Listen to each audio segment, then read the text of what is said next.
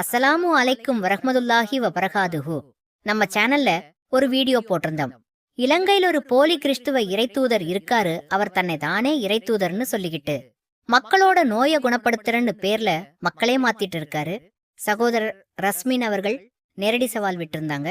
Hospital இருக்கக்கூடிய நோயாளிகளை குணப்படுத்துவோம் வாங்க அப்படின்ற மாதிரிலாம் நம்ம வீடியோ போட்டிருந்தோம். அதுவும் சகோதரர் ரஸ்மின் பேசினதுதான். நாம இப்ப சொல்ல வந்த விஷயம் என்னன்னா, ஒரு இஸ்லாமிய பெண் உடல் நோய்க்குள்ளாக்கப்பட்டு கடைசியில அவர்கிட்ட அந்த நோயை குணப்படுத்தலாம்னு போய் அங்கேயே அந்த நோய் குணமடைந்ததாகவும், அதனால அந்த பெண் எல்லாரும் இவகிட்ட வாங்க நோய்களை குணப்படுத்திட்டு போங்க அப்படின்னு சொல்லி ஒரு நோய் குணமான சந்தோஷத்துல பேசியிருந்தாங்க. இப்போ அந்த பெண்மணி சொல்லி இருக்காங்க, உண்மையாவே நான் அவரை பூரணமா நம்பி போகல. அவர்கிட்ட போறப்ப கூட எனக்கு பல தடங்கல்கள் வந்துச்சு, வீட்டுக்கு போயிடலாம் அப்படின்னு யோசிக்கிற போலாம்.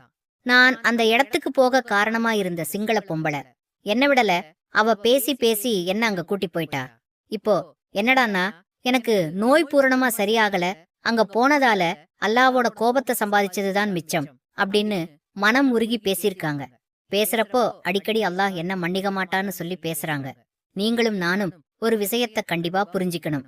அல்லாஹ் தாயை விட பல மடங்கு நம் மீது பாசம் வைத்திருக்க கூடிய ரஹ்மான். நீங்க என்ன தவறு செஞ்சாலும் அத சொல்லி அல்லாஹ் கிட்ட அழுது தொழுது துவா செஞ்சா அல்லாஹ் நாடினால் உங்களோட பாவம் நிச்சயமாக மன்னிக்கப்படும். மனிதர்கள்ல சிறந்த மனிதர் யார் தெரியுமா? பகல்ல பாவம் செஞ்சிட்டு இரவு நேரத்துல பாவ மன்னிப்பு கேட்கிறவர் தான் அப்படின்னு இஸ்லாம் நமக்கு வழிகாட்டியிருக்கு. சரி, விஷயத்துக்கு வருவோம். நம்மள பல பேரு அந்த பெண்ணா ஆரம்பத்துல தப்பா பேசிருப்போம். இஸ்லாமிய பெண்ணா பிறந்து அல்லாஹ் ஒரு சோதனையை கொடுத்தப்போ திடீர்னு மார்க்கத்தை விட்டு போயிட்டாலே அப்படின்னா பேசிருப்போம். இன்னும் பல பேரு பலவிதமா நினைச்சிருப்போம், பேசிருப்போம். உண்மை என்னன்னு தெரியாம ஏதோ ஒரு மார்க்க பட்டுல பேசினதால கண்டிப்பா தௌபா செய்ய வேண்டிய கட்டாய கடமையில நாம் இருக்கோம். கண்டிப்பா எல்லாரும் பாவ மன்னிப்பு செஞ்சுக்கோங்க. உங்க துவால அந்த பெண்ணையும் சேர்த்துக்கோங்க. அவங்க நோய் அவங்களுக்கு குணமடைய கேளுங்க. யார் ஒருத்தர் பிற சகோதரராக துவா கேட்கிறாரோ அவருக்கு இருவானவர்கள் துவா செய்யறாங்கன்னு நபி அவங்க சொல்லிருக்காங்க. சரி, நான் சொல்ல வந்த விஷயத்த சுருக்கமா சொல்லி முடிச்சிட்டேன்னு நம்புறேன். இன்னொரு தகவலோட உங்களை சந்திக்கிறேன். அஸ்ஸலாமு அலைக்கும் வரஹ்மத்துல்லாஹி வபரகாதுஹு.